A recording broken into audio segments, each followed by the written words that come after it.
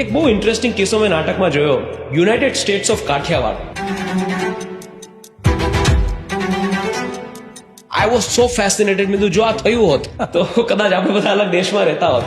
765 માંથી લગભગ 250 જેટલા રજવાડા માત્ર સૌરાષ્ટ્ર વિસ્તારમાં હતા કાઠિયાવાડ. એ વખતે કાઠિયાવાડમાં જે સમર્થ રાજાઓ હતા, જે એવા રજવાડાઓને એમણે આબુમાં જામનગરના જામ સાહેબે ભેગા કર્યા હતા. ફોર સમ રીઝન એ થોડાક પહેલા થઈ ગયા હતા ને એમણે આ બધા રાજાઓને આબુમાં ભેગા કર્યા અને એ લોકોએ યુનિયન ઓફ કાઠિયાવાડ એટલે કે કાઠિયાવાડ દેશની રચના કરવાનું નક્કી કર્યું ને એના રાષ્ટ્રપ્રમુખ તરીકે જામ સાહેબ થાય એ બધું થયું ને એ વખતે એ જમાનામાં જામ સાહેબે યુનિયન ઓફ કાઠિયાવાડ માટે 1 કરોડ રૂપિયા આપવાનું વચન આપ્યું.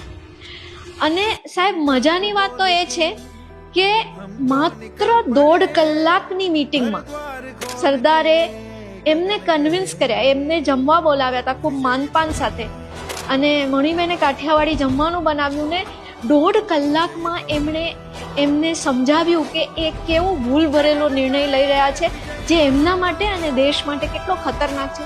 થઈ શકે રાઈટ. માત્ર વાતોથી જ્યારે એ નીકળ્યા ત્યાંથી ત્યારે એમણે કીધું કે જામનગર તો જોડાય જ છે પણ કાઠિયાવાડના બાકીના બધા રાજાઓને સંમિલિત કરવા માટે હું કોશિશ કરીશ અને એમણે કરી, એ સફળ થયા. માત્ર જુનાગઢને નહીં કરી શકે. એ જામ સાહેબ ત્યાંથી માત્ર સરદાર એમને જીત્યા એટલું તો નહીં, એ પ્રોમિસ આપીને ગયા ને દેન હી બીકેમ લીડર. એને લીડરશિપ લીધી કે બીજા બધા રજવાડાને હું આમાં જોડીશ અને પછી સોમનાથ મંદિર માટે પોતાનું સર્વસ્વ આપ્યું.